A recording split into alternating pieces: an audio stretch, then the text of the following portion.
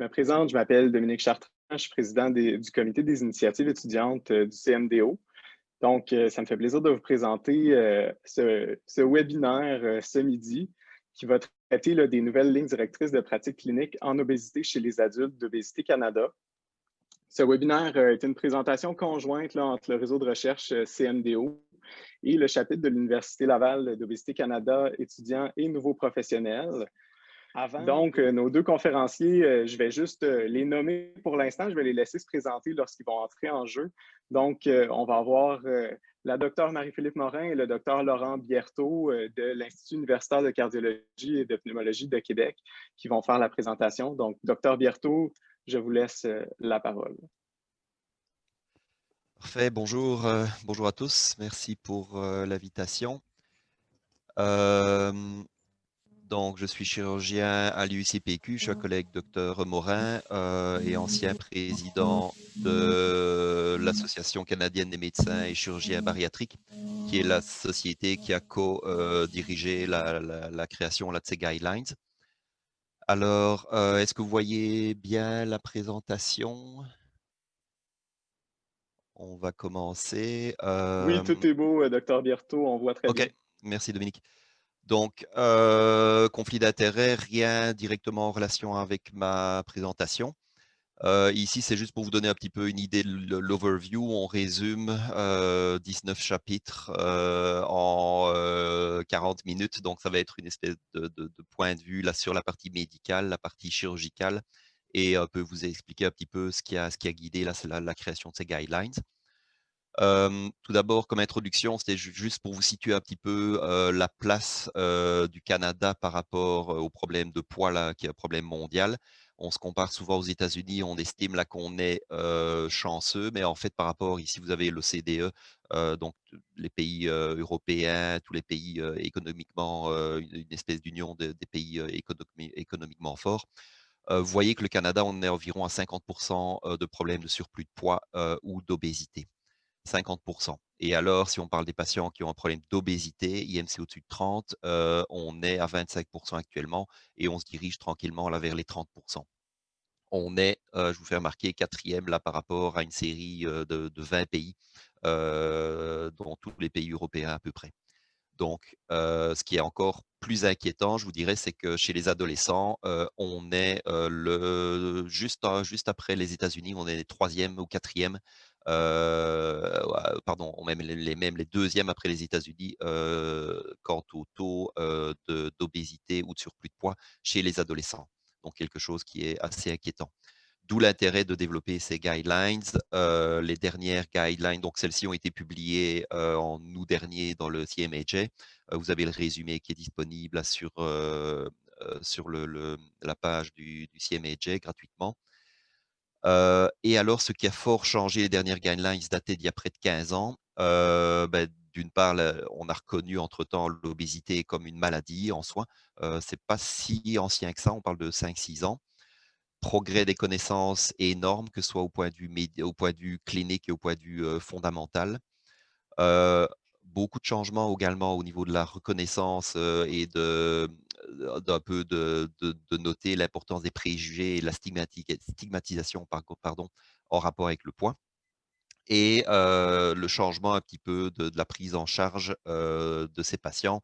On s'éloigne de plus en plus là, de regarder juste le poids, mais on regarde vraiment les objectifs du patient. Alors le but, c'était vraiment d'améliorer les standards de pratique au niveau canadien. Ça résume, je vous dirais, les 20 dernières années là, de publication. On a revu toutes les études principales, résumé ça en 19 chapitres, plusieurs milliers d'abstracts qui ont été revus, puis d'articles sélectionnés, soixantaine d'auteurs. Et alors, on a travaillé avec l'équipe de McMaster en utilisant cette méthodologie, pardon, qui est la méthodologie, je dirais, la plus reconnue au niveau international, c'est Agree2. Et alors, juste quand on va parler de niveau d'évidence ou de force de recommandation, on est en niveau 1 pour les études randomisées ou les méta-analyses, niveau 2 pour les études prospectives. Et puis, on tombe directement au niveau 3 ou des recommandations de grade C ou D basées sur des études de cas ou des avis d'experts. Premier message clé, en fait, comme je vous disais, on essaye d'enlever la notion vraiment que l'obésité est un problème de poids. Le poids, c'est juste une mesure vraiment qui est intéressante au niveau démographique. Mais c'est vraiment l'obésité, c'est une maladie chronique complexe, récidivante, et ce qui la caractérise, c'est une accumulation anormale d'adiposité. C'est vraiment un problème basé sur au niveau adipositaire qui va être nuisible à la santé. Et de nouveau, l'importance, la nuisible à la santé, si on a un IMC à 27 ou à 30 et qu'on n'a pas de problème de santé, qu'on est en pleine forme, parfait, on enlève cette notion-là de maladie chez quelqu'un qui n'a pas d'effet secondaire là, vraiment de cet excès d'adiposité. Vous avez souvent déjà vu cette pyramide. Là, on essaye d'enlever aussi cette notion d'approche en étapes, disant qu'il faut d'abord s'entraîner, faire de l'exercice, puis on passe à l'étape suivante, puis passe à l'étape suivante, pour avoir plus une notion de prise en charge globale avec différents piliers, l'approche psychologique, de changement des habitudes de vie par rapport en combinaison avec l'approche pharmacologique et à la chirurgie bariatrique, pour soutenir en fait ce qui est ce qui doit être la base, je dirais, de la prise en charge de l'obésité, c'est l'approche nutritionnelle, l'activité, les habitudes de vie. Donc on essaye vraiment on peut passer d'un pilier à l'autre pour aller soutenir cet effet à long terme.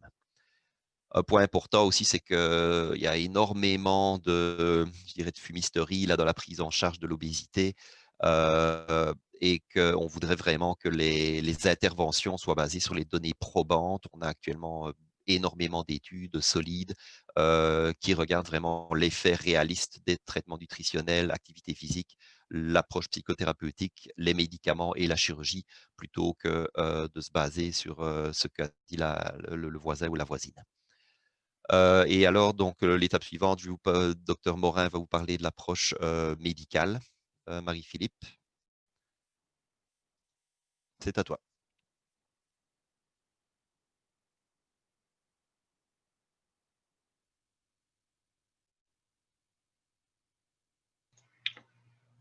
Ton micro est fermé, docteur Morin.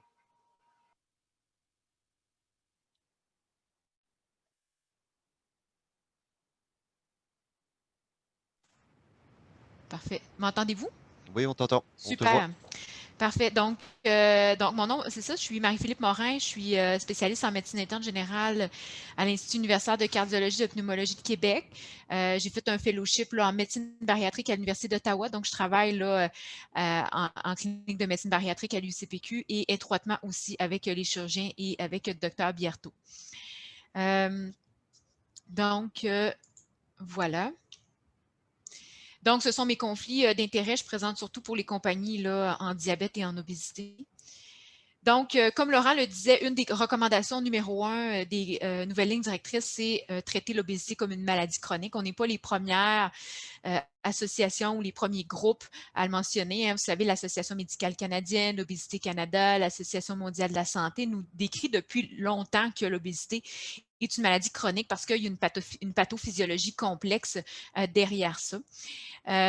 Au niveau de la physiopathologie, ce n'est pas le but aujourd'hui d'en parler, mais sachez quand même qu'effectivement, il y a la fameuse balance énergétique qu'on connaît, l'apport versus les dépenses énergétiques, mais il y a tout un paquet de facteurs qui vont venir moduler cette balance énergétique-là, dont bien sûr l'environnement, donc l'activité physique, l'alimentation, les facteurs génétiques, les facteurs épigénétiques, toute la régulation des hormones gastro-intestinales et le lien que ça peut avoir avec le cerveau. Les médicaments qu'on prescrit à nos patients, les endocrinopathies, également les maladies psychiatriques et les troubles alimentaires. Et également, manger, c'est bon, donc ça procure du plaisir, donc ça active le centre de récompense au niveau du cerveau. Donc, il y a un lien finalement entre la prise alimentaire et les émotions qui rend le traitement quand même complexe. Donc, voilà. Parfait.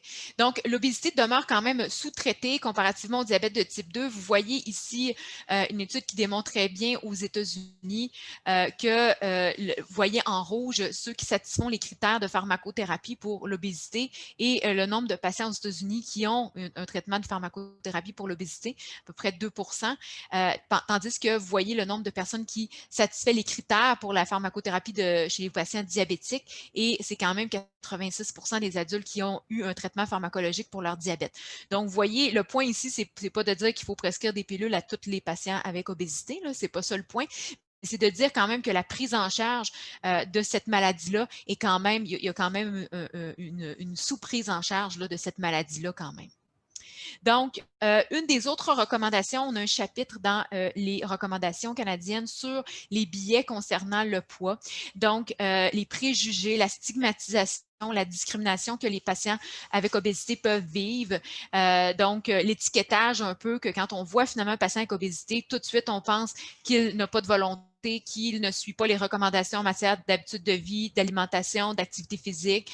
Alors, tout de suite, il y a un jugement souvent qui est fait et dans le fond, il y a un des chapitres effectivement qui traite finalement de ce volet-là pour essayer qu'on puisse être sensibilisé en tant que professionnel de la santé sur la stigmatisation et les préjugés qui, selon certaines études, nuisent quand même de façon très importante à la prise en charge de l'obésité et à la prise en charge des patients obèses parce qu'on sait très bien que dans certaines études, ils sont sous-investigués pour certains problèmes de santé parce qu'on a tendance toujours à mettre ça sur leur poids. Alors, dans les recommandations, on nous dit que les professionnels de la santé devraient évaluer leurs propres croyances et attitudes à l'égard des patients atteints d'obésité parce que ça peut influencer sur la prestation des soins de santé. Ça a également des répercussions négatives aussi sur la prise en charge des patients. Et également, on devrait éviter d'utiliser des mots de jugement, des images, des pratiques là, qui ne sont pas avec les recommandations là, de bonnes pratiques en obésité. Donc, voilà. Donc, et des fois, c'est quand même des préjugés qui sont un peu implicites. Hein? Vous voyez ici, est-ce qu'on suppose finalement que la santé, les caractéristiques, les comportements, les capacités d'une personne sont fondées sur la taille, le poids ou la forme de son corps? Bien, encore aujourd'hui dans la société, beaucoup pensent de façon implicite ou explicite que les patients avec obésité sont un peu moins bons que les patients qui sont minces. Hein? Puis on le voit dans les entrevues pour les emplois. Le patient mince va avoir l'emploi beaucoup plus que patient obèse à compétences égales. Donc, c'est un autre des préjugés. Même chose, est-ce que vous pensez que tout le monde avec une grande taille ou un IMC plus élevé présente de l'obésité a besoin de perdre du poids? Bien, on sait que l'IMC, c'est un indicateur, mais ça ne détermine pas est-ce que le patient a des comorbidités. Est-ce que le patient a des comorbidités soit métaboliques ou psychiatriques en lien avec son obésité? Est-ce que l'IMC est fiable pour ce patient-là aussi? Est-ce qu'il est vraiment en situation d'obésité? Donc ça, c'est un autre, souvent des préjugés qu'on a. Et est-ce qu'on croit que les personnes souffrant d'obésité sont responsables de leurs états et ne méritent pas d'être traitées et d'avoir finalement des soins de santé. Alors que oui, il y a des patients qui, effectivement, ils ont une part de responsabilité dans toutes les maladies chroniques. Je crois que les gens ont une part de responsabilité interindividuelle pour leur prise en charge et ça dans toutes les maladies chroniques, mais tout de même, il y a quand même beaucoup de facteurs génétiques, épigénétiques, les médicaments, les autres problèmes de santé, comorbidités psychiatriques que finalement le patient ne peut pas contrôler. Alors, il faut quand même comprendre et voir finalement le patient dans sa globalité. Donc, au niveau des recommandations, si on commence avec l'évaluation, on a un chapitre sur l'évaluation de l'obésité qui a été fait par notre collègue à l'UCPQ, Paul Poirier.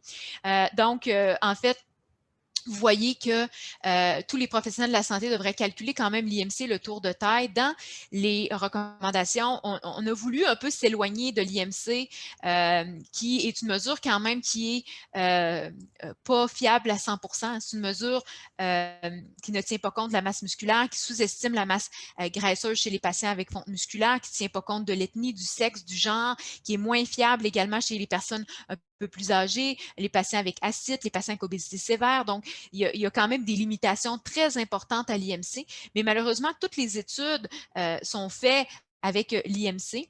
Donc, on n'a quand même pas eu le choix d'en parler quand même dans notre chapitre que une des méthodes les plus faciles finalement d'évaluation, c'est quand même, ça demeure tout de même l'IMC parce que pratico-pratique, faire des mesures de composition corporelle à tout le monde, c'est presque impossible. Donc, même si on comprend que l'IMC est peu fiable, on a été quand même obligé d'en parler. Donc, vous voyez les catégories d'obésité et également les IMC et les catégories d'obésité pour les patients asiatiques qui ont finalement plus de comorbidité cardio-métabolique à des IMC beaucoup plus faibles, donc sont jugés en surpoids à risque à des IMC beaucoup plus faibles que les gens qui sont caucasiens. Donc, pour ce qui est de la circonférence de taille, ça c'est un complément finalement à l'IMC parce qu'on sait que ça nous aide pour déterminer le risque cardio-métabolique de façon beaucoup plus importante. Vous savez que l'obésité viscérale, comparativement à une obésité au niveau gynéoïde, augmente le risque cardiovasculaire de façon significative. Donc, vous voyez ici les valeurs de circonférence de taille selon l'ethnie, parce que là encore, on est beaucoup plus sévère pour les patients asiatiques parce qu'ils développent des comorbidités beaucoup plus rapidement que les patients caucasiens pour un IMC ou une circonférence de taille similaire. Au niveau des causes, conséquences et barrières à la perte de poids. Donc, une des recommandations dans le chapitre d'évaluation, c'est d'inclure finalement une anamnèse complète dans l'évaluation pour identifier les causes du gain pondéral, les complications de l'obésité, les obstacles aussi potentiels au traitement. Et souvent, les causes finalement du gain de poids peuvent devenir aussi une barrière à la perte de poids aussi. Donc, c'est un peu les 4 M finalement de l'obésité. Hein. Donc, on sait que les comorbidités psychiatriques peuvent être une cause de l'obésité. Ça peut être aussi une conséquence de l'obésité, mais ça peut être aussi une barrière à la perte de poids. Donc, vous voyez un peu que c'est très important d'adresser finalement ce problème-là. Également, les complications mécaniques, que ce soit l'apnée du sommeil, l'arthrose, les douleurs chroniques, qui peuvent être une cause finalement d'obésité, une conséquence, mais également une barrière à la perte de poids. Si le patient a des douleurs, pas capable de bouger, pas capable de faire ses activités de la vie quotidienne, ça peut être très difficile d'améliorer le maintien du poids ou la perte de poids. Même chose au niveau des comorbidités métaboliques, particulièrement le diabète de type 2. Vous savez bien que le diabète de type 2, avec l'insulino-résistance, rend nos patients beaucoup plus résistants à la perte de poids, particulièrement s'ils ont des sulfonylurides, des grosses doses d'insuline, ça devient beaucoup plus challengeant.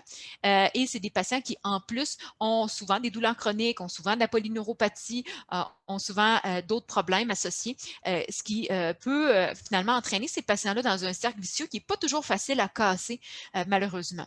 Et également, au niveau monétaire, on sait que malheureusement, l'accès à des gyms, l'accès à des nutritionnistes, l'accès à des programmes pour aider les patients à gérer leur poids, l'accès aux médicaments anti-obésité, coûte finalement des sous et ce n'est pas remboursé par la RAMQ la grande majorité du temps et ce n'est pas non plus remboursé par tous les assurances privées. Donc, effectivement, ça peut être une barrière importante.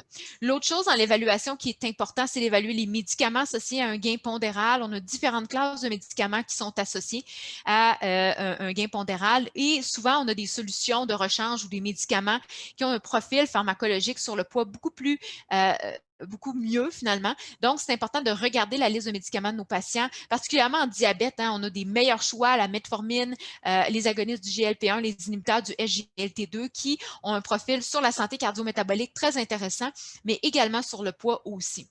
Également, les antidépresseurs, donc il y a des choix plus intéressants comme la venlafaxine, du Duloxétine, le venlafaxine, le bupropion, qui est beaucoup moins pire que certains autres tricycliques ou ISRS. Même chose pour les antipsychotiques. Donc, il y a des nouvelles générations, ziprasidone, aripiprazole, un peu moins pire sur le poids. Même chose aussi pour les anticonvulsivants, dont le Topamax, qui est un médicament quand même approuvé en obésité aux États-Unis, mais qui peut jouer un rôle d'antimigraineux ou d'anticonvulsivant également. Donc, ça peut être un meilleur choix. Et même chose pour les antihypertenseurs, les bêta-bloqueurs, qui également sont associés à beaucoup plus de gain de points, un profil beaucoup moins favorable sur le poids. Donc, dans les bilans sanguins, vous voyez un peu ce qu'on recommande. Premièrement, mesure de la tension artérielle et mesure des bilans que vous faites normalement. Donc, les enzymes hépatiques pour la stéatose hépatique, le bilan lipidique, la fonction rénale, l'hémoglobine glyquée et bien sûr un bilan approprié pour l'âge de screening de cancer parce que les patients avec obésité meurent de maladies cardiovasculaires mais également de cancer. Donc, sont beaucoup plus à risque de développer des cancers. Donc, c'est très important. Et il y a des compléments d'investigation qu'on peut compléter si besoin, dont un bilan nutritionnel parce que c'est souvent des patients qui ont des déficiences en B12, en fer, en vitamine D, malgré qu'ils mangent souvent des quantités qui sont adéquates. Souvent, il y a de la malnutrition hypercalorique qu'on appelle. Également, un screening pour l'albuminurie parce qu'ils vont développer souvent des protéinuries secondaires à leur obésité. Donc, c'est ce qu'on appelle des gloméruloscléroses segmentaires focales qui peuvent développer avec une protéinurie très significative. Et si bien sûr, on suspecte un syndrome des ovaires polykystiques, on suggère un dépistage chez la femme là, avec LH, FSH, testostérone totale, déshydraroépiandrostérone, prolactine et 17-OH progestérone. Donc, ça, c'est pour le chapitre évaluation. Pour les piliers de la prise en charge, bien, Laurent vous en a parlé un petit peu. Hein? Donc, c'est vraiment les 3 aspects qui viennent en soutien, finalement, à l'activité physique et aux thérapies nutritionnelles. Donc, les interventions psychologiques, il y a un beau chapitre sur les interventions psychologiques. On pourrait faire une présentation seulement là-dessus. Mais globalement, ce qu'on sait, c'est que les approches psychothérapeutiques, que ce soit l'établissement d'objectifs, l'autosurveillance, la résolution de problèmes, du recadrage au niveau cognitif, ça devrait être intégré au plan pour la perte de poids et l'amélioration de la santé. Donc, les thérapies comportementales, vous le savez, je les ai mentionnées tout à l'heure, mais on sait que dans les études, quand on fait juste des interventions comportementales avec un suivi approprié, la grande majorité des patients sans autre intervention vont perdre du poids juste avec ces stratégies-là. Donc, ça devient des stratégies très importantes pour motiver nos patients et pour les garder là, on track, comme on dit. Là. Donc, très important. Et on devrait également, via la motivation, la motivation les thérapies motivationnelles, c'est-à-dire, utiliser ce genre de stratégie-là pour augmenter un peu la confiance des patients parce que très souvent, ils ont eu des échecs dans leur vie, des échecs à la perte de poids, ça n'a jamais fonctionné. Alors, quand ils viennent dans nos bureaux, ils se disent pourquoi là, ça fonctionnerait? Hein, qu'est-ce que vous pouvez m'apporter? Qu'est-ce que je peux faire de plus? J'ai tout essayé, les diètes, l'activité physique, etc. Ils ont souvent un cours ils savent beaucoup mieux les diètes que même le docteur ou la nutritionniste. Donc, ça va être vraiment de développer des stratégies pour augmenter finalement leur auto-efficacité et leur confiance en eux et augmenter leur motivation intrinsèque pour se fixer des objectifs réalistes et atteignables parce que souvent, leur objectif n'est pas réaliste et n'est pas atteignable. On sait que avec la modification des habitudes de vie, pour la grande majorité de nos patients, ça va être un 5 à 10 de perte de poids. Pour la pharmacothérapie, ça va être autour de 10 de perte de poids. Et pour la chirurgie bariatrique, on va aller plus vers du 30 de perte de poids. Alors, il faut vraiment recadrer finalement souvent les objectifs de nos patients parce que si on a des objectifs trop importants pour la stratégie qu'ils utilisent, vont se décourager, ils vont abandonner en disant que ça ne fonctionne pas. Mais finalement, la stratégie fonctionne, mais c'est juste que les attentes ne sont pas recadrées de façon importante. Donc, au niveau de la thérapie nutritionnelle, quand on regarde finalement les différentes recommandations, le chapitre est très, très bien fait. On n'a pas recommandé une diète par rapport à une autre parce que quand on regarde dans la littérature et qu'on compare les différents types de diètes entre eux, on n'est pas capable de dire qu'une est meilleure par rapport à une autre. Donc, on a suggéré finalement que l'approche soit individualisée selon les préférences, selon les objectifs de traitement pour soutenir une approche alimentaire sûre, efficace, adéquate et culturellement acceptable et soutenable à long terme. Et l'élément soutenable à long terme est très important parce que souvent, les patients vont se lancer dans des diètes un peu extraordinaires où ils vont perdre du poids de façon très rapide, mais finalement, à long terme, est-ce que c'est faisable? Est-ce qu'ils vont pouvoir faire ça pour les 10-20 prochaines années de leur vie?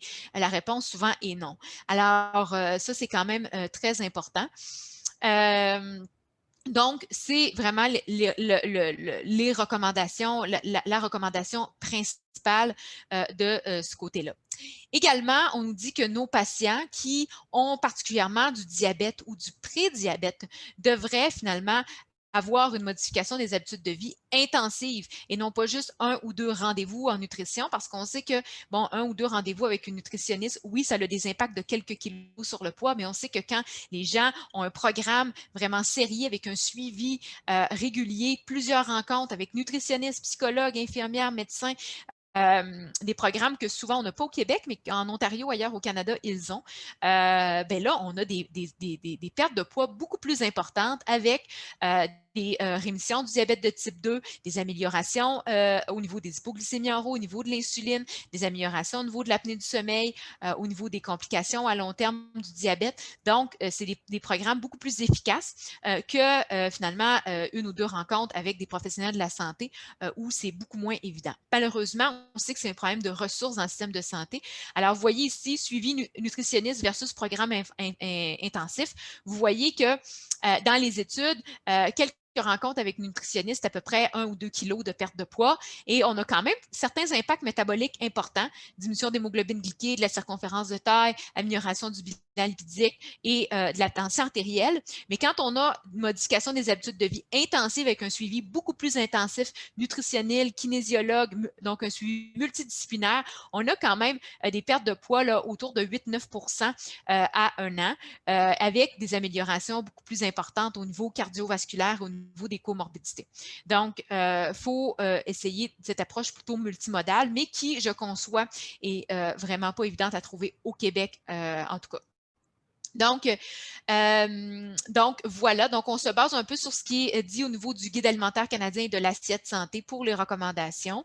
On nous dit également dans le chapitre qu'au niveau de la restriction calorique, il y a une diminution du poids à court terme et une reprise du poids qui est très fréquente et que souvent la fausse croyance de dire qu'une diminution de 500 kilocalories par jour pour perdre 1 livre de poids est souvent sans fondement parce que c'est une perte de poids souvent qui est non linéaire. Donc, ce n'est pas vrai pour toutes les personnes. Alors, il faut faire attention dans ce genre de discours-là. L'autre chose, quand il nous parle également dans le chapitre de l'ajustement des macronutriments, donc c'est-à-dire les fameuses diètes riches en protéines, faibles en glucides ou les diètes cétogènes qui sont faibles en glucides et riches en gras. Donc, à ce moment-là, dans les études qui les comparent entre elles, il n'y a pas vraiment de données qui nous mentionnent qu'à 1 an, la perte de poids est plus importante dans un type de diète versus une autre en changeant finalement les macronutriments. Donc, on n'a pas pu recommander une diète par rapport à une autre. Donc, on nous dit que des régimes alimentaires variés, finalement, comprennent régime méditerranéen, régime à faible indice glycémique, le régime DASH, portfolio nordique, végétarien. Tout ça peut finalement avoir un impact sur le poids, mais il faut que le patient soit capable de le maintenir à long terme. C'est l'observance qui est la plus importante. L'autre élément, c'est le chapitre d'activité physique, où finalement, il nous présente les différentes études avec perte de poids et activité physique. Les évidences, vous voyez que la perte de poids via l'activité physique, oui, il va y avoir de petites quantités de perte de poids corporelle et de perte de graisse, c'est un niveau 2A, mais l'activité physique va jouer beaucoup plus au niveau de la graisse viscérale abdominale, des graisses ectopiques, comme les graisses au niveau hépatique, au niveau cardiaque. Même en l'absence de perte de poids, c'est un niveau 1A grade A au niveau des recommandations. Également, ça nous aide pour le maintien de la perte de poids au niveau 2A grade B. Ça aide aussi le maintien de la masse maigre pendant la perte de poids et ça augmente la condition cardio-respiratoire et la mobilité, bien sûr. Donc, l'activité physique, on parle à peu près de 30 à 60 minutes d'intensité modérée à vigoureuse pour atteindre finalement ces bénéfices-là au niveau du poids et au niveau cardiovasculaire. L'autre élément, on nous parle également de l'entraînement en résistance pour favoriser le maintien du poids et augmenter la masse musculaire. Parce que vous savez qu'avec toute perte de poids, il y a une fonte de masse musculaire qui est associée avec souvent un ralentissement du métabolisme de base. Donc, le maintien finalement de la masse musculaire peut être atteint souvent avec l'entraînement en résistance. Également, on nous parle aussi de l'entraînement par intervalle qui peut augmenter la capacité cardio-respiratoire et réduire le temps nécessaire pour obtenir les mêmes bénéfices qu'on aurait avec une activité aérobique d'intensité modérée simple. Donc, on favorise l'entraînement par intervalle pour certains patients, mais c'est un niveau d'évidence grade 2A, grade B. Au niveau cardio-métabolique, on sait que l'activité physique peut améliorer la sensibilité à l'insuline, l'hypertension, la dyslipidémie, et vous avez les niveaux d'évidence d'amélioration des comorbidités pour chacune des comorbidités. Voilà. Et également des niveaux d'évidence un peu plus faibles, mais tout de même, on sait que ça améliore la qualité de vie, l'humeur et l'image corporelle là, chez nos patients. Pour ce qui est maintenant de la pharmacothérapie, il y a 3 médicaments approuvés en obésité au Canada. Donc, l'orlistat ou le Xénical, qu'on a quand même depuis très longtemps, là, mais qu'on utilise quand même très peu parce qu'on a quand même des effets indésirables, dont des flatulences, des effets gastro-intestinaux importants. L'autre élément, on a le Saxenda ou le liraglutide à dose de 3 mg, qui est un agoniste des récepteurs du GLP-1 qu'on va utiliser en obésité. On l'utilise également en diabète de type 2. Et on a le naltrexone bupropion qui est 2 médicaments combinés en un. Donc, le bupropion, qui est un inhibiteur de la recapture de la dopamine et de la noradrénaline, qui est un antidépresseur, et la naltrexone, qui est un antagoniste des récepteurs des opiacés. Les deux ensemble jouent directement au niveau du noyau arqué de l'hypothalamus pour diminuer l'appétit et jouent également sur le centre de récompense pour diminuer, pour bloquer finalement les récepteurs des bêta-endorphines endogènes et diminuer finalement les cravings ou les fringales alimentaires. Les indications des médicaments anti-obésité, c'est un IMC en haut de 27 avec une ou plusieurs comorbidités reliées à l'obésité ou un IMC en haut de 30.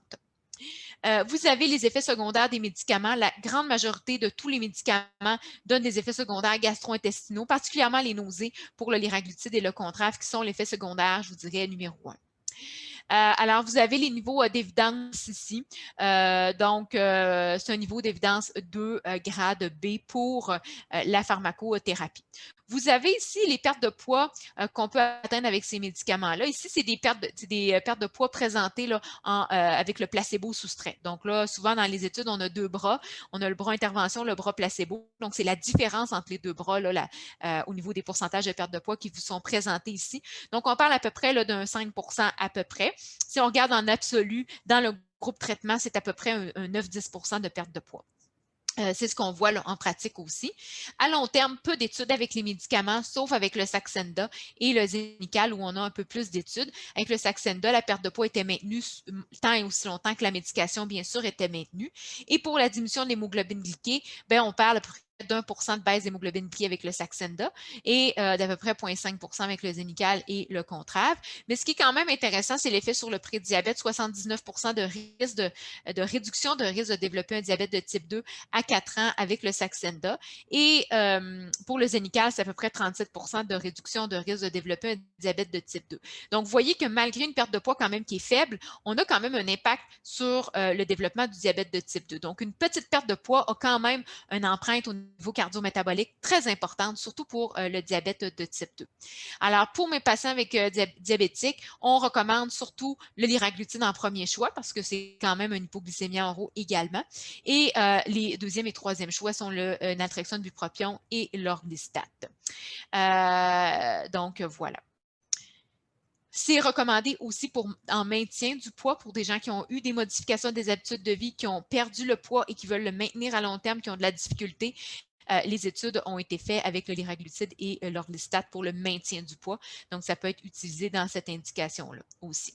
Alors, comment choisir la médication? Vous voyez qu'on regarde un peu les comorbidités. Donc, c'est sûr que si on a un patient qui est diabétique, prédiabétique, hypertendu, apnée du sommeil, syndrome du ovaire polycystique, on y va plus avec le liraglutide en premier choix parce qu'on a plus d'études dans ces comorbidités-là. Si on a plus un tableau de dépression, d'un patient qui fume, qui veut avoir une arrêt tabagique, qui a des fringales alimentaires, une faim psychologique beaucoup plus importante, on y va plus avec le naltrexone bupropion en premier choix. Et après 3 mois, on réévalue. Donc, si on a du succès, on continue la médication. Si on n'a pas atteint, si on n'a pas de succès, on peut soit changer de molécule et arrêter la médication tout simplement. Donc, voilà. Donc, je cède la parole au docteur Biertot pour la dernière partie. Merci. Vous m'entendez? Oui, parfait. Donc, je vais juste vous résumer une partie des 3 chapitres là sur la chirurgie bariatrique. type de chirurgie, sélection, une série de nouveautés. En fait, d'abord, juste pour vous expliquer à quel patient on s'adresse, on parle des 5 à 10% de la population qui vont souffrir d'obésité sévère, un IMC au-dessus de 35.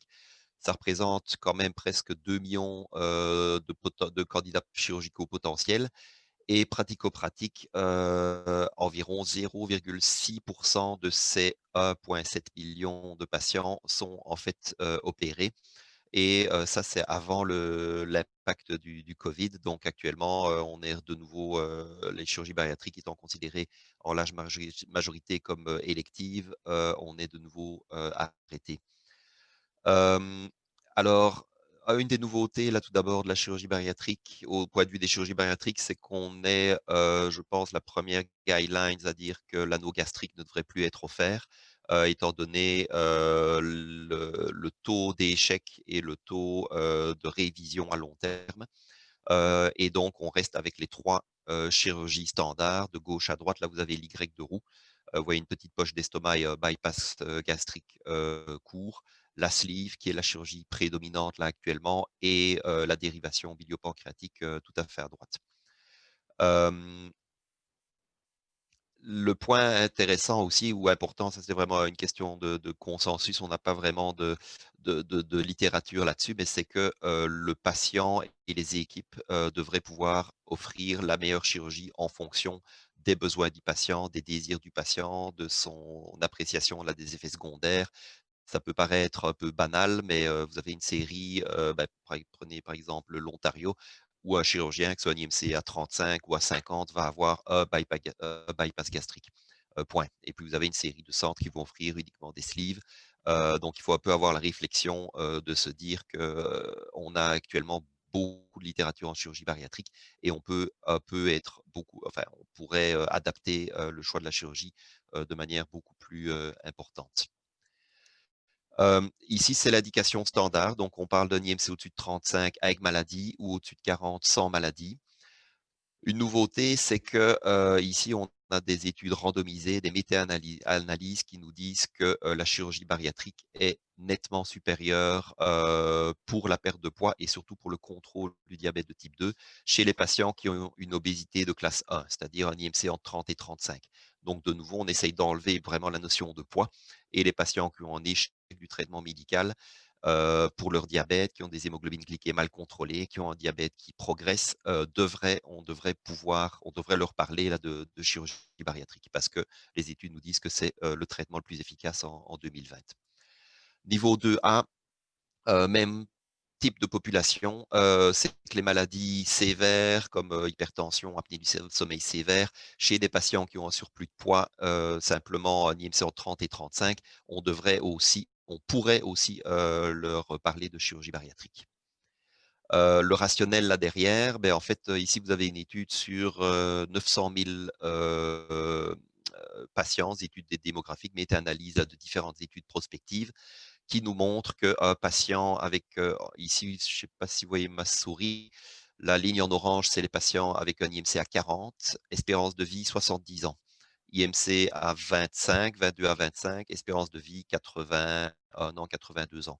Donc si simplement basé sur ce critère-là d'IMC, espérance de vie diminuée de 10 ans.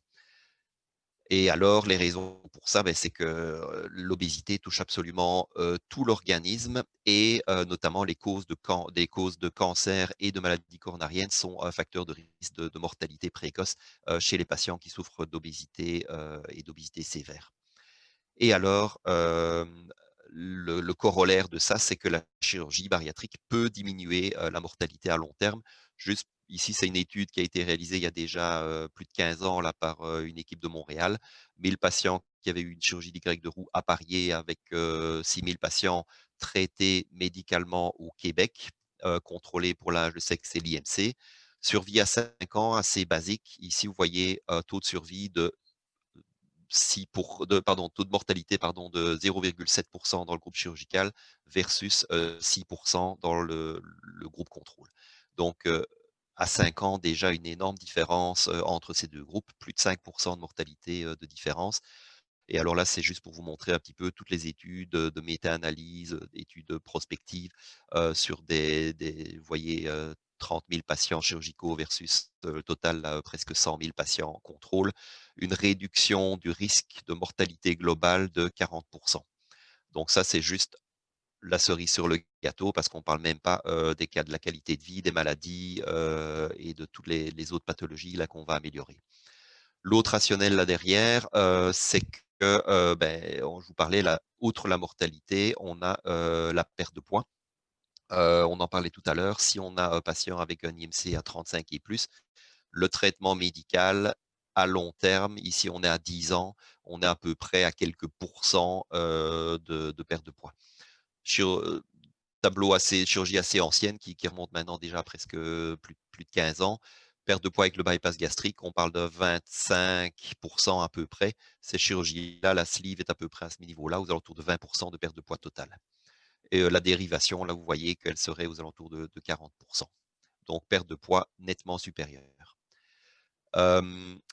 L'autre point, c'est que on devrait penser un peu plus vite à la chirurgie bariatrique pour la prise en charge du diabète de type 2. Il y a une série de sociétés médicales américaines, canadiennes, de médecine interne maintenant qui recommandent la chirurgie bariatrique, non seulement pour les patients qui ont un IMC au-dessus de 35, ça on sait que c'est beaucoup plus efficace, mais aussi, comme je vous disais, pour les patients qui ont un IMC en 30 et 35, mais qui ont une maladie moins bien contrôlée.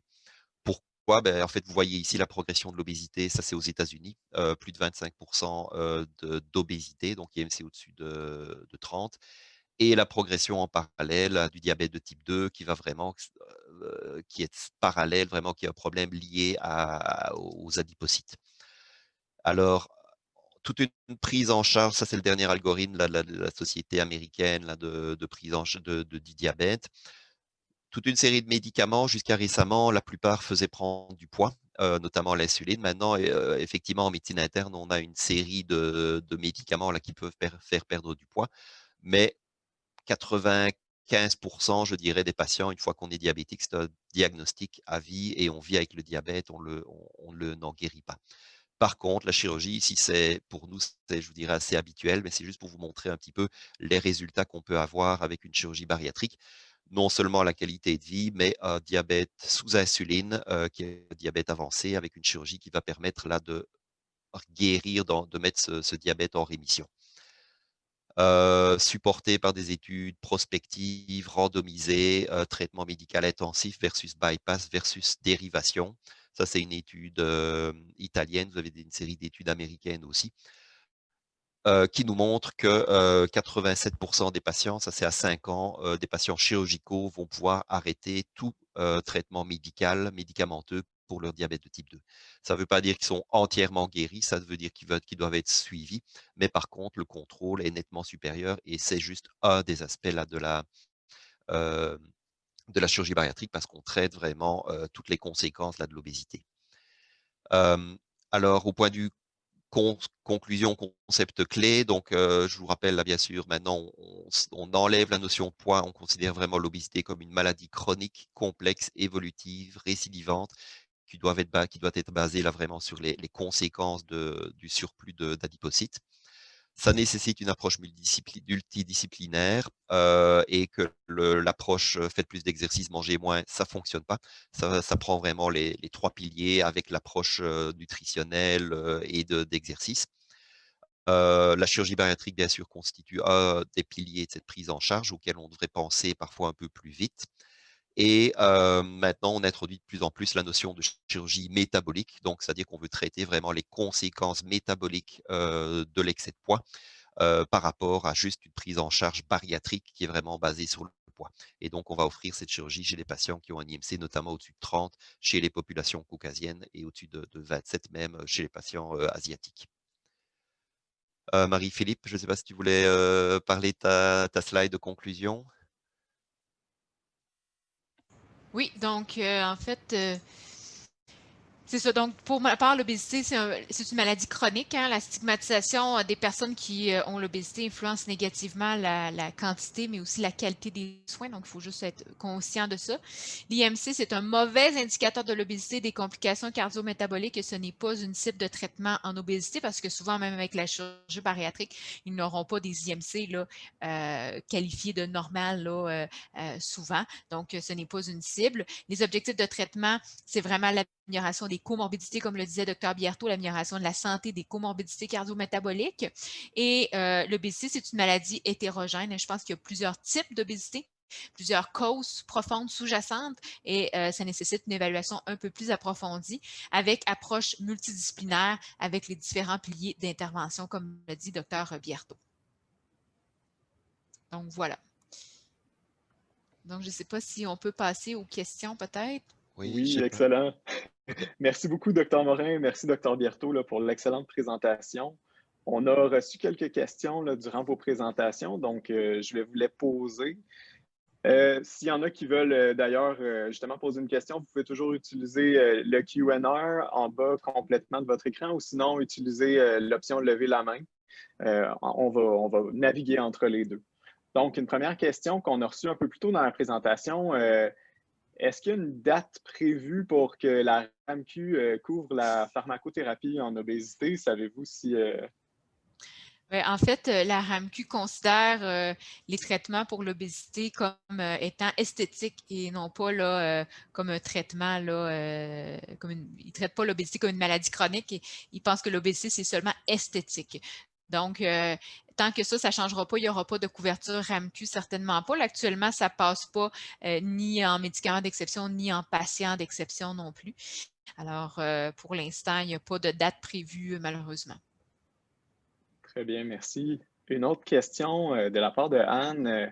Une fois commencé, combien de temps on continue une médication si ça fonctionne bien au niveau des patients?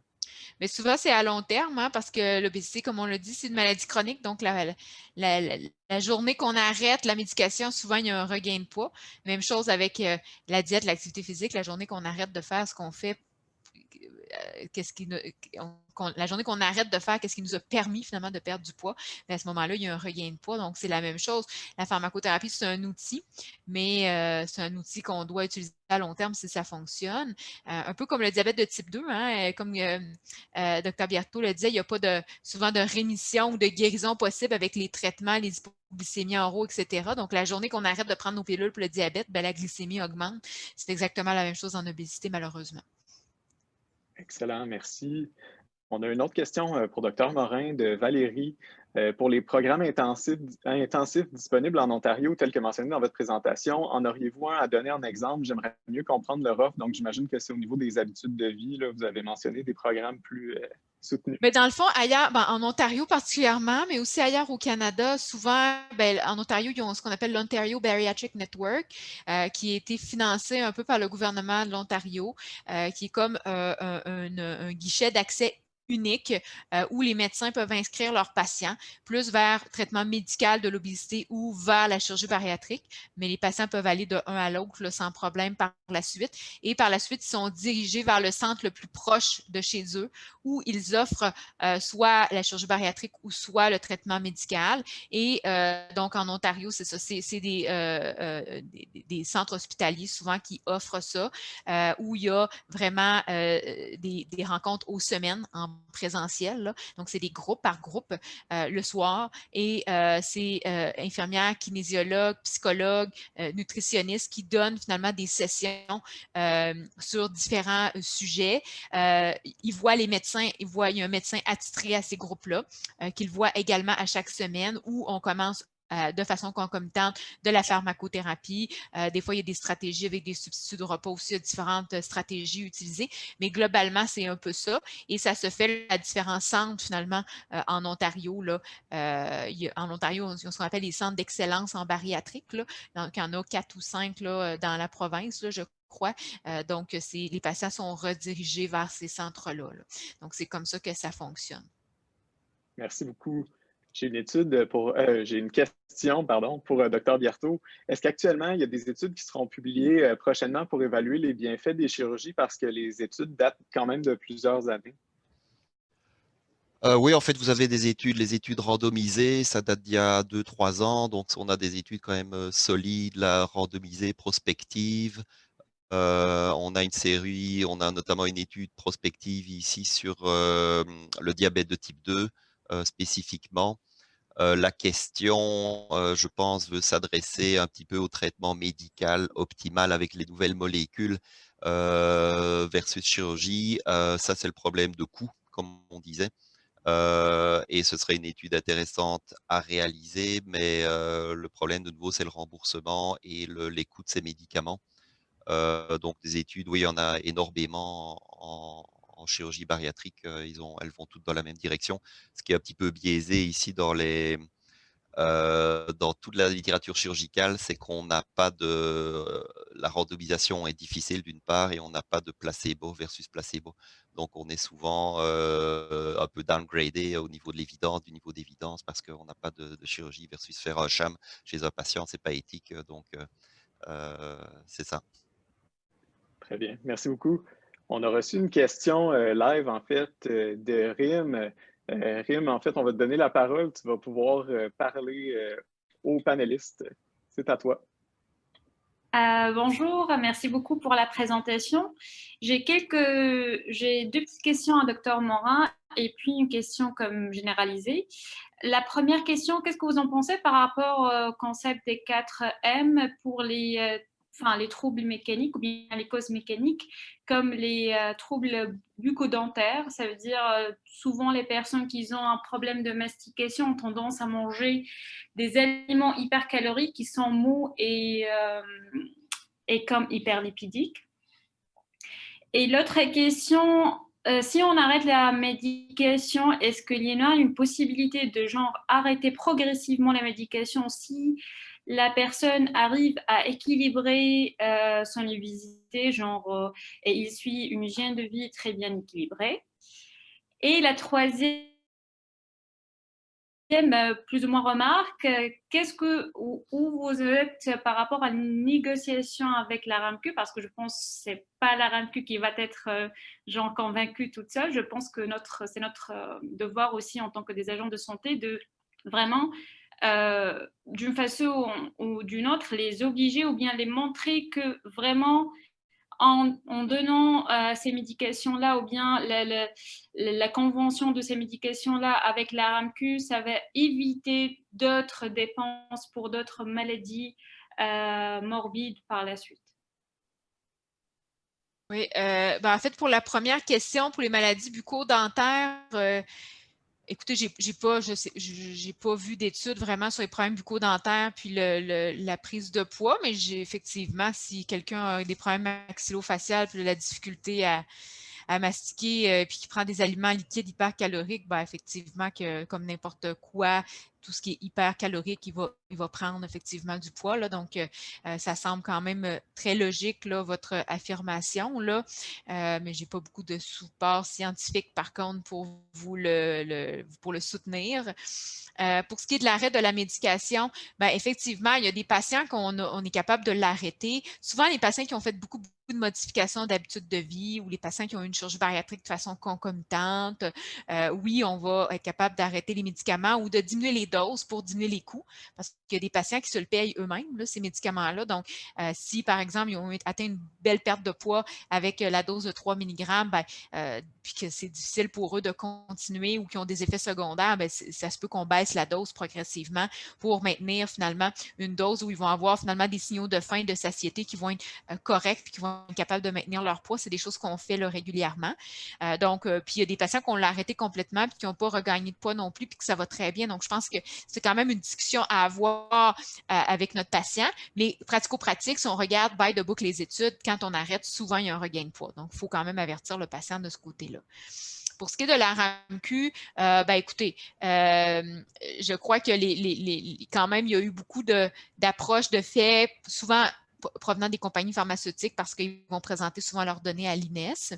Par contre, le problème, c'est que souvent, maintenant, surtout pour les médicaments en obésité, en diabète, les agents payeurs veulent des études souvent randomisées, contrôlées cardiovasculaires. Donc, c'est la même chose en diabète. Si vous avez une étude cardiovasculaire avec une molécule qui démontre un bénéfice cardiovasculaire, c'est presque automatiquement remboursé. On parle des inhibiteurs du SGLT2, on parle des GLP1, mais il faut démontrer des bénéfices cardiovasculaires. Malheureusement, les médicaments anti-obésité, il n'y a pas d'étude cardiovasculaire, sauf l'étude avec le Victoza, qui est le liraglutide 1,8 mg, mais c'était fait chez une population de diabétiques de type 2 à dose de 1,8 mg. Ce n'était pas fait chez une population de patients avec obésité à dose de 3 mg. Donc, tant qu'il n'y aura pas d'études cardiovasculaires, c'est sûr qu'on va avoir de la difficulté au niveau du remboursement, à mon avis, malheureusement. Et si je peux juste rajouter ce que Dr Borer explique, c'est qu'en plus, au niveau québécois, il y a une loi qui interdit l'INES d'évaluer les médicaments pour la perte de poids. Ils sont toujours listés au niveau légal, là, comme les traitements esthétiques, par exemple, ou les traitements pour la chute des cheveux. Et malheureusement, donc ça empêche même l'INES actuellement d'évaluer l'efficacité ou la littérature là, sur ces médicaments. Donc ça, c'est vraiment un des premiers points qu'il faudrait changer effectivement pour nos patients.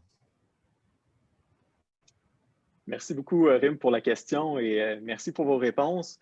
On va prendre une autre question, en fait, de Lynn Messier qui dit « Merci pour l'excellente présentation. Pour la chirurgie bariatrique, est-ce que le traitement du trouble alimentaire est d'emblée offert ou, je dirais, nécessaire avec la chirurgie? Elle est nutritionniste là, en trouble alimentaire elle-même. » En fait, ça, c'est des problèmes de nouveau en accès au niveau des ressources, c'est qu'on a un manque criant, flagrant là, de psychologues. On travaille, on a 3 psychiatres, ça fait des années, je dirais plus de 10 ans là qu'on essaie d'avoir des ressources en psychologie et malheureusement, on se retrouve de nouveau avec un peu une médecine à 2 vitesses. C'est beaucoup, je vous dirais, nos nutritionnistes. On a une excellente équipe de nutritionnistes qui va sélectionner les patients avec les médecins qui vont les diriger s'il y a un trouble nutritionnel vers un psychologue, parfois malheureusement, souvent même, je dirais, dans le privé. Il n'y a pas de prise en charge pour les troubles nutritionnels en tant que tels d'emblée, sauf s'il y a des red flags là, pardon, qui apparaissent, dans lequel cas on va les diriger soit en psychiatrie, soit en psychologie, et on va vouloir traiter les troubles nutritionnels importants avant toute chirurgie bariatrique, bien sûr. Très bien, merci. Et une autre question de la part de Sylvain Issetta. Bonjour, la chirurgie bariatrique est efficace sur le poids et le diabète, au moins à moyen terme, mais on sait qu'à long terme, là, les récidives pondérales, c'est non négligeable. Existe-t-il une récidive du diabète en parallèle à la récidive pondérale?